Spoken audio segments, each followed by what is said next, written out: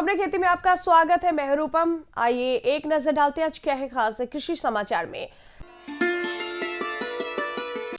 इस दिवाली से पहले प्रदेश के 12 प्रभावित जिलों के किसानों को फसल क्षति का मुआवजा मिल जाएगा। धान और मूंगफली की खेती अब साथ साथ। मौसम की मार झेलने में कारगर है सबौर विजय धान। अब खबर विस्तार से। देश के किसानों की खुशहाली के लिए प्रधानमंत्री नरेंद्र मोदी की अध्यक्षता में हुई केंद्रीय मंत्रिमंडल की बैठक में रबी मौसम की 6 फसलों के लिए एमएसपी यानी न्यूनतम समर्थन मूल्य बढ़ा दिया गया है।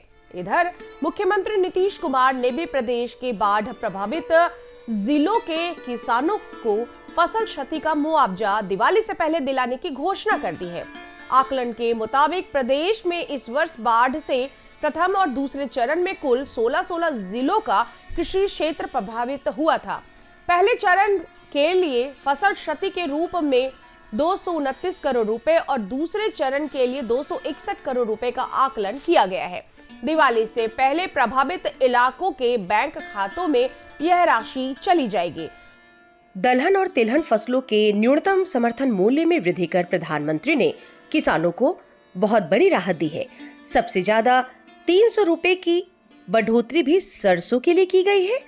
150 रुपए की वृद्धि के बाद अब गेहूं की नई दर 2425 रुपए प्रति क्विंटल हो गई है। इसी तरह चना, मसूर और कुसुम के न्यूनतम समर्थन मूल्य को भी किसानों के हित में बढ़ा दिया गया है। यह बढ़ोतरी 2025 से 26 के विपणन सत्र के लिए की गई है। न्यूनतम समर्थन मूल्य किसानों को फसल की कीमत की गारंटी देता है। इसका सीधा असर यह होता है कि बाजार में फसलों की कीमतों में होने वाले उतार चढ़ाव का किसानों पर असर न हो और उन्हें अपनी फसल की न्यूनतम समर्थन मूल्य प्राप्त हो सके। पशुपालक भाइयों, अभी मौसम में सुबह और शाम को हल्की ठंड महसूस होती होगी, लेकिन दिन में थोड़ी गर्मी भी लग रही है। ऐसा मौसम मनुष्यों के साथ साथ पशुओं के लिए भी खतरनाक साबित होता है। इस मौसम में पशुओं में अढ़ैया बुखार की संभावना काफी प्रबल हो जाती है। नाक बहना, तेज बुखार, सांस लेने में परेशानी, गले में घरघराहट अढ़ैया बुखार के लक्षण है। ऐसे लक्षण जब पशुओं में दिखे, आप तुरंत नजदीकी पशु चिकित्सा पदाधिकारी से संपर्क कर अपने पशु का इलाज कराएं। एहतियात के तौर पर पशुओं को धूप निकलने पर ही बाहर निकालें, गौशाला को खुला न रखें और पशुओं का शरीर गर्म रखने के लिए भोजन में वसा की मात्रा को बढ़ा दें। खबरें खेती में आज आपकी मुलाकात पटना जिले के किसान काशी महतो से, जो सब्जी की खेती करते हैं। इस बार 2 बीघे में इन्होंने बैगन की खेती की है। ये बताते हैं कि सब्जियों की खेती अगर किसान करे तो इससे लागत का 2 गुना मुनाफा मिलता है। कृषक बंधुओं, बिहार कृषि विश्वविद्यालय सबौर के वैज्ञानिकों ने धान के साथ साथ मूंगफली की खेती का एक नया तकनीक विकसित किया है। वैज्ञानिकों ने इस पर शोध शुरू किया और पहले चरण में दोनों फसलों की एक साथ खेती के काफी अच्छे परिणाम सामने आए हैं। धान और मूंगफली दोनों फसलों को नई तकनीक से एक ही साथ एक ही खेत में काफी आसानी से लगाया जा सकता है। धान की फसल के बीच भूमि को कुछ सेंटीमीटर ऊंचा कर मूंगफली की फसलें बोई जाएगी। धान के साथ मूंगफली के चयन के पीछे कृषि वैज्ञानिकों का यह तर्क होता है कि दोनों फसलों की जड़ों में जो तत्व पाए जाते हैं वह एक दूसरे के लिए काफी फायदेमंद साबित होते हैं। इससे फसलों की कीड़े जो उनकी जड़ों में लगता है वो कम रहता है। 2 विपरीत प्रकृति की फसलों के एक ही साथ पैदावार को सफल बनाकर सबौर के कृषि वैज्ञानिकों ने इतिहास रच दिया है। यह शोध पूरे बिहार के कृषि क्षेत्र के लिए मील का पत्थर साबित होगा। बिहार कृषि विश्वविद्यालय के वैज्ञानिकों ने धान का नया प्रभेद विकसित किया है। यह प्रभेद है सबौर विजय धान। इसकी सबसे बड़ी खासियत यह है कि धान का यह अत्याधुनिक प्रभेद मौसम की मार सहने में काफी समर्थ है। बिना रोपनी सीधी बुआई में भी सबौर विजय धान 60 क्विंटल प्रति हेक्टेयर उत्पादन देगा। कम पानी, कम उर्वरक और कम खर्च में सामान्य धान की तुलना में सबौर विजय धान 35% अधिक उत्पादन देगा। यह फसल 125 से 135 दिनों की अवधि में तैयार हो जाएगा। पौधे छोटे एवं कम अवधि में तैयार हो जाने से पराली जलाने की समस्या कम करने में भी यह प्रभेद काफी मदद करेगा। अगले साल से यह बीज बिहार के किसानों को आसानी से मिलने लगेगा। अब एक नजर मंडी के ताजा भाव पर। राजधानी पटना की विभिन्न मंडियों में आज चावल गेहूं के भाव कुछ इस प्रकार स्थिर बने हुए हैं। लोकल गेहूं 3500 रुपए प्रति क्विंटल, एमपी वाला गेहूं 4300 रुपए प्रति क्विंटल, सोनम चावल 6000 रुपए प्रति क्विंटल, बासमती चावल 11000 रुपए प्रति क्विंटल। चलते चलते किसान भाइयों, आप देखिए मौसम का पूर्वानुमान और कीजिए मौसम के अनुकूल खेती। सुबह में धूप निकलेगी, लेकिन दोपहर के बाद राज्य के अधिकांश जिलों में छिटपुट वर्षा होने की संभावना व्यक्त की गई है। राज्य के अधिकांश हिस्सों में बादल छाए रहेंगे। मौसम विज्ञान केंद्र पटना के अनुसार राजधानी सहित पूरे प्रदेश में अधिकतम तापमान 27 डिग्री सेल्सियस जबकि न्यूनतम तापमान 21 डिग्री सेल्सियस के आसपास बने रहने की संभावना है। साथ ही साथ किसान भाइयों को सलाह भी दी जाती है कि रबी फसलों जैसे दाल, गेहूं, मूंगफली, सरसों आदि के खेत तैयार करना शुरू कर दें। अभी आप देख रहे थे खबरें खेती के माध्यम से मंडी भाव, उपकरण, सफलता की नई कहानी और मौसम समाचार। नमस्कार किसान भाइयों, कृषि दर्शन कार्यक्रम के इस अंक में आपका स्वागत है। किसान भाई बहनों, कृषि दर्शन कार्यक्रम के जरिए हम समसामयिक और पशुपालन, खेती किसानी और साथ ही साथ सरकार की नई योजनाओं की जानकारी आपसे साझा करते हैं। कार्यक्रम में आगे भी बहुत कुछ खास है, क्योंकि अभी वक्त है एक छोटे से विराम का। तो आप देखते रहे कार्यक्रम कृषि दर्शन। गंधक का प्रयोग अपने तेलहनी फसलों में निश्चित ही करना चाहिए, ताकि हमारा जो उत्पादन है सल्फर के प्रयोग से न बल्कि उत्पादन बढ़ता है हमारा, बल्कि उसके जो दाने हैं उसमें तेल की मात्रा भी बढ़ जाती है। हर जोखिम से निकल कर फसल आए, सुरक्षित हो जाए। फसल बीमा से हर किसान अब आत्मनिर्भर हो जाए। अब सूखा पड़े या बाढ़ आ जाए, कोई डर नहीं। अब ओले पड़े या कीट पतंगे फसल खा जाए, कोई फिक्र नहीं। अब कैसी भी आपदा हमारी फसल पे आ जाए, क्षति होने पर हमारे दावों का उचित भुगतान मिलता है, क्योंकि हमने लिया है प्रधानमंत्री फसल बीमा। बुआई से फसल कटाई तक हर जोखिम का दावा, न्यूनतम प्रीमियम पर अधिकतम भुगतान का वादा। योजना से हर साल जुड़ रहे हैं 5 करोड़ से ज्यादा किसान। अब आपकी है बारी। नजदीकी कृषि कार्यालय, सहकारी समिति, बैंक शाखा, अधिकृत बीमा कंपनी या जन सेवा केंद्र में स्वेच्छा से करा सकते हैं पंजीकरण। फसल बीमा पोर्टल या फसल बीमा ऐप द्वारा भी किया जा सकता है पंजीकरण। प्रधानमंत्री फसल बीमा योजना, आपकी फसलों का संपूर्ण सुरक्षा कवच। कृषि एवं किसान कल्याण मंत्रालय, भारत सरकार। ब्रेक के बाद आपका पुनः स्वागत है कार्यक्रम कृषि दर्शन में। दर्शकों, सरसों की वैज्ञानिक खेती में उत्पादकता को बढ़ाने के लिए जरूरी है उचित समय पर बुआई, सिंचाई, सही खाद प्रबंधन और साथ में कीट नियंत्रण। कैसे, जानते हैं हमारे विशेषज्ञ डॉक्टर राजीव कुमार से। किसान भाइयों नमस्कार, कार्यक्रम कृषि दर्शन में आपका स्वागत है।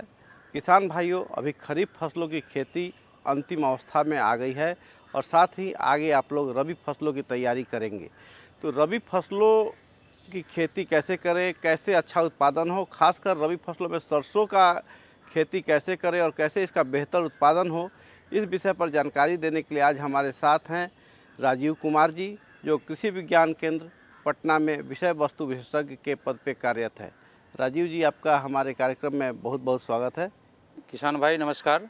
सबसे पहले आप हमारे किसान भाइयों को बताएं कि रबी फसलों में अभी किन किन फसलों की खेती हमारे किसान भाई कर सकते हैं, उसकी तैयारी शुरू कर सकते हैं। तो सबसे पहले हमारे किसान भाई को यह देखना चाहिए कि रबी फसलों के जो बीज हैं, खास करके सरसों के, मसूर के, चना के, मटर के, खेसारी के और गेहूं के, किसी भी संस्था जहां पर में बहुत ही गुणवत्ता युक्त बीज मिलता है, जैसे कि वह हमारे कृषि विज्ञान केंद्र पटना से भी ले सकते हैं, बिहार कृषि विश्वविद्यालय सबौर से ले सकते हैं, चाहे राजेंद्र प्रसाद कृषि विश्वविद्यालय जो पूसा में है वहाँ से भी वह बीज की व्यवस्था कर सकते हैं। अब हम आकर के बात करते हैं विशेष रूप से सरसों की। तो सरसों को, जैसे कि रबी फसलों में हमारी पहली फसल सरसों की लगती है, तो सरसों की फसल को लगाने के लिए हमें यह देखना है कि वह बीज को हम उसको भी 2 ग्राम प्रति किलो जो बेबिस्टिन है या कार्बेंडाजिम जिसको बाज़ार में मिलता है उससे उपचारित कर लेंगे।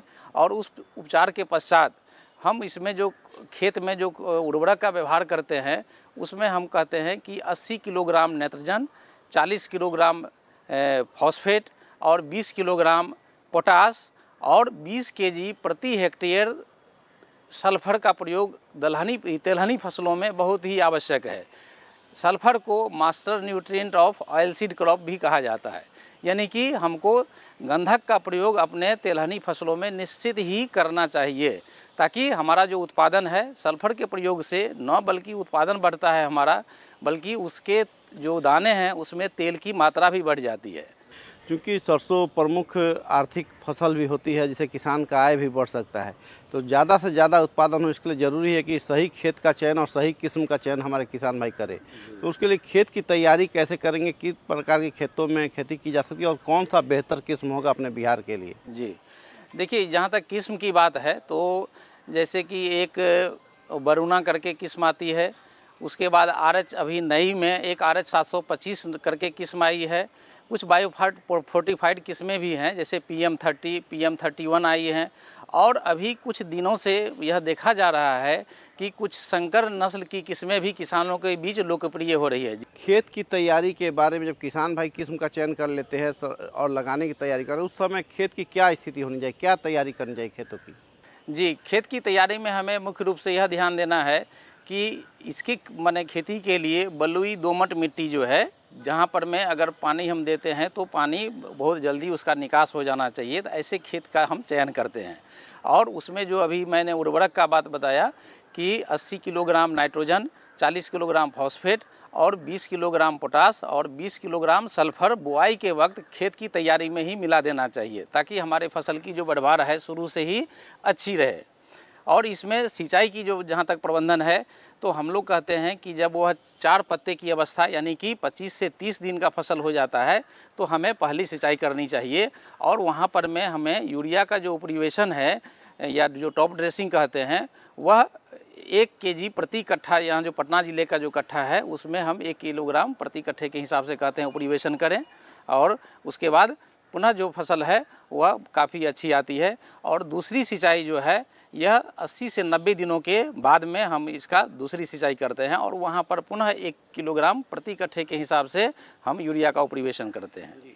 क्योंकि बुआई के बाद आपने सिंचाई के बारे में बात की, और जब हमारे सरसों की फसल बड़ी होने लगती है तो कीट का चाहे कुछ बीमारियों का प्रकोप भी होता है, तो इससे बचाव हमारे किसान भाई किस प्रकार करें ताकि उनका उत्पादन बहुत अच्छा हो? जी, अगर हम सरसों की बात करते हैं तो मुख्य रूप से हमें यह देखना है कि सिर्फ 2 माने कीट में अगर देखें तो एक ही कीट इसमें समस्या पैदा करता है, वह है थ्रिप्स, ठीक है, जिसको हम लोग अपने हिंदी भाषी क्षेत्र में उसको लाही के नाम से भी जानते हैं। तो सरसों के फसल पर में वह आता है। तो उसके नियंत्रण के लिए 2 उपाय हैं। एक तो हो गया रासायनिक नियंत्रण, जिसमें एक इमिडाक्लोप्रिड नाम की दवा आती है, जिस दवा का प्रयोग हम 3 लीटर पानी में 1 ml दवा डाल करके अगर स्प्रे करें तो उसका नियंत्रण हो जाता है। दूसरा, हम अगर जैविक नियंत्रण की बात करें या उसके देखरेख की बात करें तो एक पीली चिपकाऊ पट्टी आती है, उसको अपने खेतों पर में लगा देना चाहिए। अगर वह नहीं उपलब्ध है किसानों के पास तो हमारी जो खाद की बोरी आती है पीले रंग की, उसके ऊपर में तीसी का तेल आप लगा दीजिए, अपने खेत पर में उसको लटका दीजिए। और अगर उसको हम देखेंगे अगर बहुत ज़्यादा मात्रा में अगर लाही का कीट उस पर में चिपक रहा है, इसका मतलब किसान को मतलब बिल्कुल ही सजग हो जाना चाहिए कि आपके खेत में उसकी जो तादाद जो है काफ़ी बढ़ रही है, वह आपके फसल को काफ़ी नुकसान पहुंचा सकता है। तो ऐसे में हमको तुरंत ही उस दवा का प्रयोग करके नियंत्रण करना चाहिए। उसके बाद एक रोग जो आता है इस फसल में, उस रोग का नाम है व्हाइट रस्ट, ठीक है।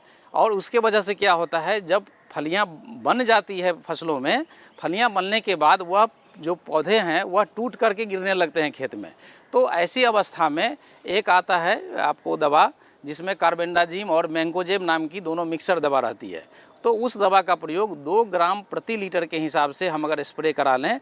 वैसे सरसों में आजकल सरकार का बहुत ही जोर है कि ड्रोन के माध्यम से भी, तो ड्रोन एक बहुत ही उपयोगी माध्यम साबित हो सकता है सरसों जैसी फसल में दवा के छिड़काव के लिए। तो किसान भाई ड्रोन की भी सेवा ले सकते हैं। तो किसान भाइयों, आपने देखा हमारे कृषि वैज्ञानिक राजीव कुमार जी ने कितनी अच्छी जानकारी दी रबी फसलों और खासकर सरसों की वैज्ञानिक खेती के बारे में। उम्मीद है आप इनके सुझावों से लाभ उठाएंगे।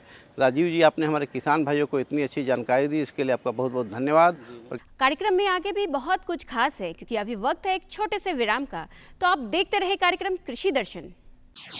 और अच्छी दूध देने वाली गाय को हम लोग सेलेक्ट करते हैं, उसको हम लोग डोनर बोलते हैं। डोनर इसलिए बोलते हैं क्योंकि उससे हमें अंडा लेना है, और जो सबसे अच्छे नस्ल के सांड है उसी प्रजाति की, उससे हम लोग सीमेन लेते हैं। और उसको जब जो डोनर से हम अंडा निकालते हैं, उसके पहले भी विधि है, सिंक्रोनाइजेशन विधि है, जिसमें हार्मोन दे के हम लोग सुपर ओवुलेशन भी करते हैं, जिससे कि एक से ज़्यादा अंडा हमें मिल पाए एक बार में। और उसको हम लोग लैब में उसको ग्रेडिंग करते हैं। कृषि दर्शन कार्यक्रम का कुछ बदला सा है अंदाज, क्योंकि कृषि और कृषि से जुड़े अलग अलग सेगमेंट का हो चुका है आगाज। जानिए कैसे हो कम लागत में ज्यादा से ज्यादा पैदावार, जिससे बढ़े आमदनी और मुनाफा लगातार। सीखिए हमारे साथ कैसे हो हर मौसम के मुताबिक अपने पशुधन की उचित देखभाल, ताकि वे रहे सब स्वस्थ और किसान का जीवन हो खुशहाल। इसके साथ जानिए मंडी के ताजा भाव, मौसम का मिजाज, रणनीति, कृषि समाचार हर हफ्ते सोमवार, बुधवार और शुक्रवार संध्या 5:30 बजे से सिर्फ दूरदर्शन बिहार पर कार्यक्रम कृषि दर्शन। अब बढ़ते हैं कार्यक्रम के अगले भाग की ओर। दर्शकों, आईवीएफ तकनीक में उच्च गुणवत्ता वाली नस्ल के बछड़ों को जन्म दिलाकर देसी गायों की उत्पादकता और संख्या को बढ़ाया जा सकता है। कैसे, जानने के लिए हम चलते हैं हमारे विशेषज्ञ डॉक्टर कृष्ण मोहन कुमार के पास। किसान भाइयों नमस्कार, कृषि दर्शन कार्यक्रम में आपका स्वागत है। किसान भाइयों, जैसा कि आप जानते हैं, हम अपने तकनीकों के माध्यम से, मतलब वैज्ञानिकों की तकनीक, हम अपने चैनल के माध्यम से, हम अपने कार्यक्रम के माध्यम से, कृषि दर्शन के माध्यम से आप तक पहुंचाने की कोशिश करते हैं। इन्हीं कोशिश में आज हम हैं पिपरा कोठी पशु प्रजनन उत्कृष्टता केंद्र में, जो मोतिहारी ज़िले में है। और हमारे साथ विशेषज्ञ हैं डॉक्टर कृष्ण मोहन कुमार, जिनसे हम बात करते हैं कि इन विट्रो फर्टिलाइजेशन, बड़ा चर्चित नाम है। आईवीएफ की चर्चा आप आमतौर पर टीवी में देखते होंगे आप। तो आईवीएफ टेक्नोलॉजी जो है वो पशुओं में, खास करके देसी गाय जो हमारे हैं, जिस पर अभी भारत सरकार का काफ़ी जोर है कि चूँकि हमने दूध तो पा लिया, मैक्सिमम दूध पा लिया, लेकिन क्वालिटी जो है उसकी वो हमारी गिर गई। तो क्वालिटी भी अच्छी हो, दूध भी हमारा अधिक हो, तो देसी गायों की जो नस्ल है, उत्कृष्ट नस्लें हैं, उसको संरक्षित करने के लिए जो आईवीएफ टेक्निक है, उसमें देसी गायों की संख्या में नस्ल वृद्धि कैसे किया जाए, संख्या में वृद्धि कैसे किया जाए और नस्ल में सुधार कैसे किया जाए, इस विषय पर बात करते हैं। डॉक्टर साहब, आपका हमारे कार्यक्रम में स्वागत है। आपको भी मेरा नमस्कार। सर, आईवीएफ टेक्नोलॉजी जो है, इन विट्रो फर्टिलाइजेशन जिसको कहते हैं, तो आईवीएफ टेक्निक है क्या? पहले सभी दर्शकों को हम ये बताना चाहते हैं सबसे पहले कि हम जहाँ पे हैं अभी, ये पशु प्रजनन उत्कृष्टता केंद्र पिपरा कोठी है।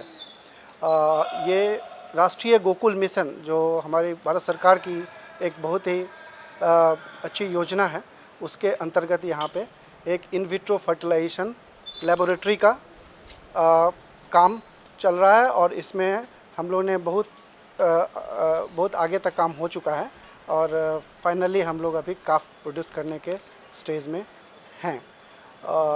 जहाँ तक बात है इन विट्रो फर्टिलाइजेशन की, इन विट्रो फर्टिलाइजेशन एक बहुत ही नया तकनीक है। इससे पहले भी आप लोग जानते होंगे कि हम जो फील्ड कंडीशन में आर्टिफिशियल इंसेमिनेशन करते थे, जिसमें कि हम अच्छी नस्ल की सांड से सीमेन कलेक्ट करके उसको गायों में डालते थे, जिससे कि हमारा अच्छा नस्ल सुधार होता था।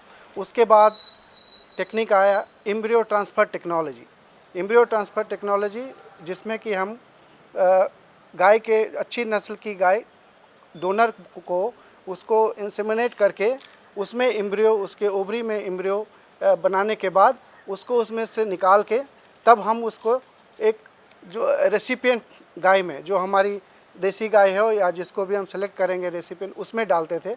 उससे जो बछड़ा निकलता था वो भी हाई जेनेटिक पोटेंशियल का होता था। उससे भी आगे की टेक्निक अभी जो आई है वो है in vitro fertilization ovum pickup. ये एक नया मेथड है जिसमें कि हम लोग जो सबसे अच्छी दूध देने वाली गाय है हमारे देसी में, जैसे साहिवाल है, गिर है, रेड सिंधी है, उसकी भी जो सबसे अच्छी नस्ल और अच्छी दूध देने वाली गाय को हम लोग सेलेक्ट करते हैं। उसको हम लोग डोनर बोलते हैं। डोनर इसलिए बोलते हैं क्योंकि उससे हमें अंडा लेना है, और जो सबसे अच्छे नस्ल के सांड है उसी प्रजाति की, उससे हम लोग सीमेन लेते हैं। और उसको जब जो डोनर से हम अंडा निकालते हैं उसके पहले भी विधि है, सिंक्रोनाइजेशन विधि है, जिसमें हार्मोन दे के हम लोग सुपर ओवुलेशन भी करते हैं, जिससे कि एक से ज़्यादा अंडा हमें मिल पाए एक बार में।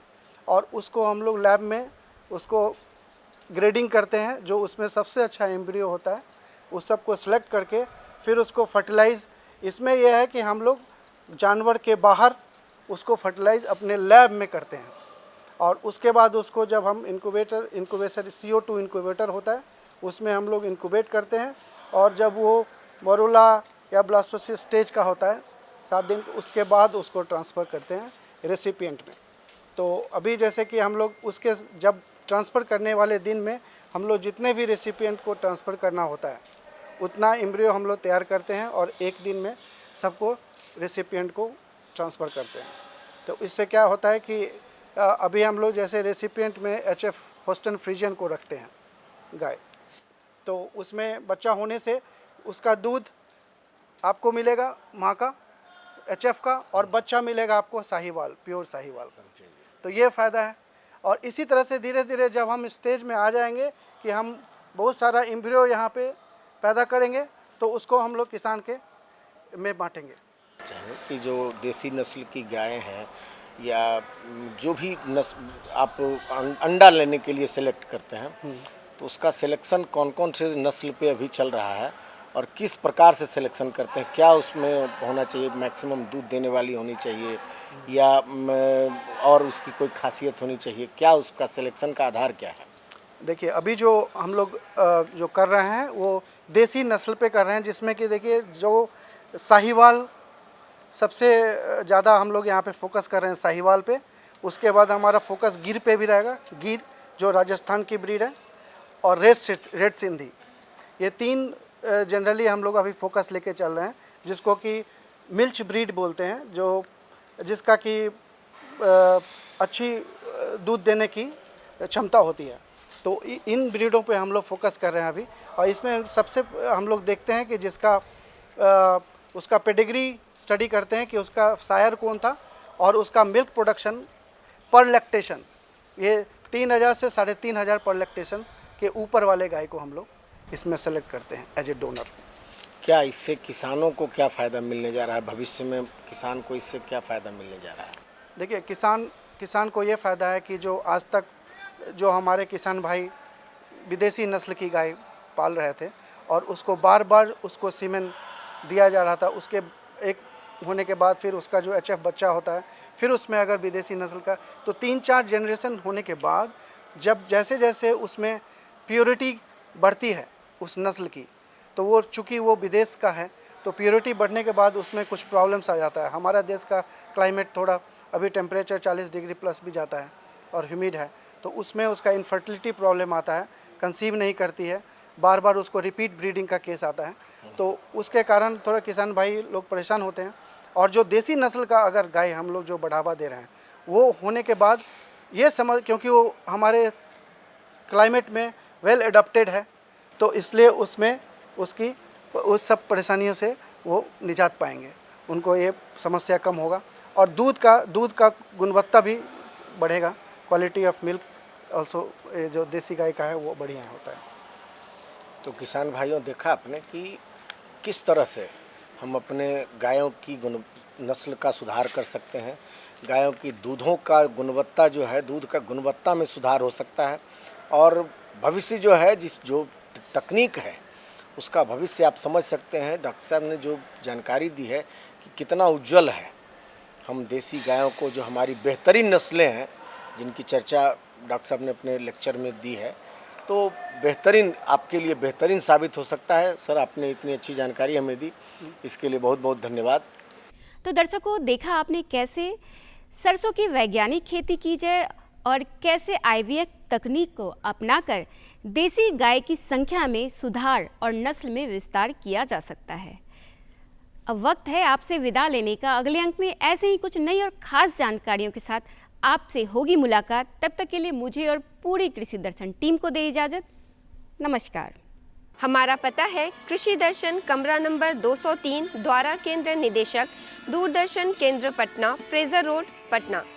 हमारा ईमेल एड्रेस है director@ddkpatna@gmail.com और kddkpatna@gmail.com।